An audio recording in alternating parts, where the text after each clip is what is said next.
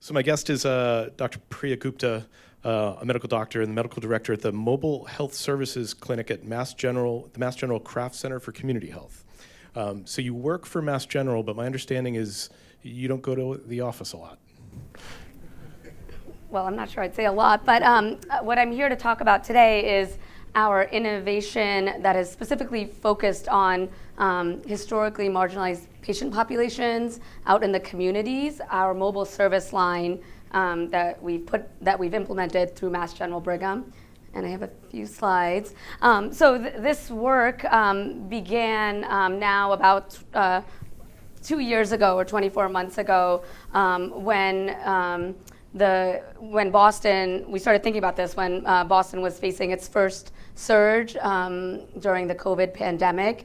And mobile clinics and clinics on wheels have been around for a long time. In fact, there's clinics all over the country. But what was sort of unique about this innovation was how we leveraged community partnerships to build a mobile program that really was focused on bringing clinical care out to the communities that we were trying to serve, and really, turning upside down this model of the doctor will see you now to the patient will see you now.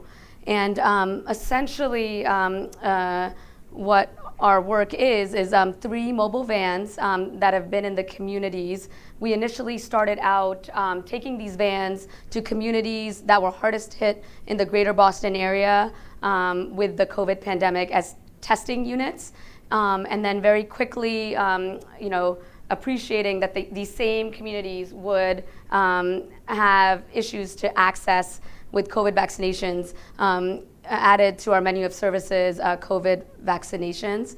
So just to give you a little sense of what they look like. So we partnered with a company that was going, it's like a double equity partnership with a company that was going to lay off a lot of their fleet when all the big corporations went remote, and their fleet of drivers and their vans. And so we took 3 of those vans and essentially redid the inside to look like the front desk of a clinic, and put in place these tents where we would do our clinical care. Like I mentioned, right from the outset, like a big part of our work was really engaging with key stakeholders in our community. So initially it was doing a needs assessment to figure out, what was the need and where was the need, and what I'm in my other role a primary care physician at MGH, and what many of us in our hospital system as providers were seeing was those same social determinants of health that so often affect certain populations were really coming to play as we were looking at who was most affected by the COVID-19 pandemic. So what does the patient profile look like? Is it different from what you've normally seen? Does the patient profile change when you actually go out into the community? Yes, so that's been so much of the exciting part of this work. So, early on, our brick and mortar clinics set up what they called the respiratory illness clinics. One was set up at the main hospital, one was set up at our health center. And what we were noticing was there were still these pockets of patients that just wouldn't come in for COVID care or COVID testing, and one was, this patient that was an essential worker that really couldn't afford to know that they tested positive for COVID, because if they did, they would be out of work for 10 days, and it was really more important to them to feed their family and make a living.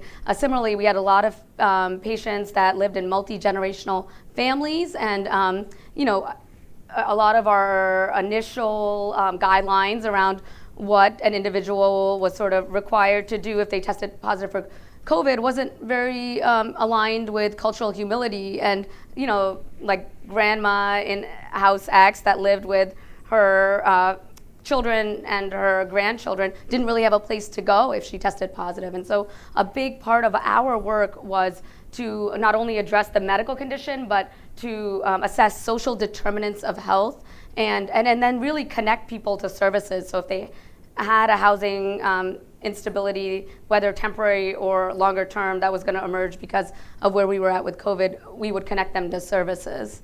It almost seems like by going out into the community, you are intrinsically bound to have more of those conversations, look at the patient from a broader lens, and almost have to help them connect to more services. But that's a huge burden on a healthcare provider. That's not usually part of the job, but it seems like hard to avoid in this environment. Yeah, I mean, we put in place a team. So it was certainly a team approach that included, the provider, community health worker, as well as as our core team, we have a medical assistant and other staff members. And I think a big part of how we went about this work really was what attributed to its success. So as we brought on our team, we brought on folks that were connected to the communities that we were going to be working in, and we brought on bilingual language speakers. A lot of where we've taken many of our vans, we've seen a disproportionate number of patients who cite Hispanic for ethnicity or cite Black for race.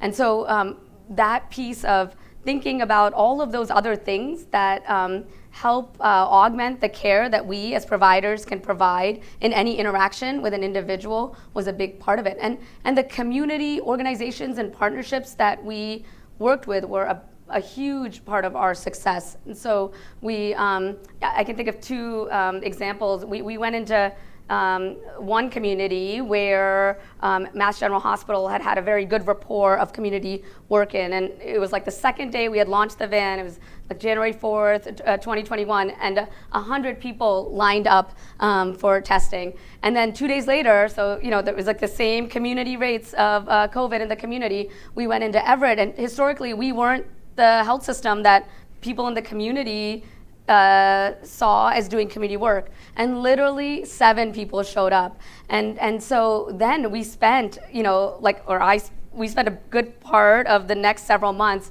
working with the community organizations, the schools, the Department of Public Health in Everett to build rapport. And fast forward to November 2021, when the pediatric vaccination was approved, we co-located at a lot of the Everett schools, and at one point this past February, I think our van had given 40% of the children their first dose in Everett. So, I mean, it just goes to show that, if you build it and build it well, people will come. But it's really about that approach and that sort of homework that you do leading up to the work that you bring. So this was all built during COVID. As we know, there were no rules during COVID. How much of this is going to last past COVID? We're used to seeing COVID testing facilities on every other corner in New York. I imagine it's similar in Boston. Once we no longer need to test on every corner, what is going to remain? What are the lessons that you think are going to stay with us? Yeah, so we're actually already expanding into other spaces. So, quickly, I'll just show this slide for some of the impact that we had with the COVID work. Over the course of the last 21 months, across our 3 vans, this week we are going to hit 20,000 COVID vaccinations, as well as we offered about 10,000 PCR tests. But going forward, we are looking at other areas other health conditions that disproportionately affect our patient population of interest. And so we are focusing on cardiometabolic conditions. And I have a goal. We've already been doing blood pressure screenings through the summer on the 3 vans, and we have a go live date of incorporating more intensive clinical hypertension and diabetes visits of November 1st on our mobile platform. And then very soon after, we are also going to be providing substance use disorder care, because as we've looked at the data, and a big part of this work has been community informed and data driven. As we looked at the data, those are the next 2 areas that really have emerged as a need. And are you going to need more vans to do the expanded missions? Right now, we are going to do those additional menu of services on our existing 3 vans. Very good. Well, we're about to run out of time. Thanks so much for coming and talking to us. Thanks so much for having me.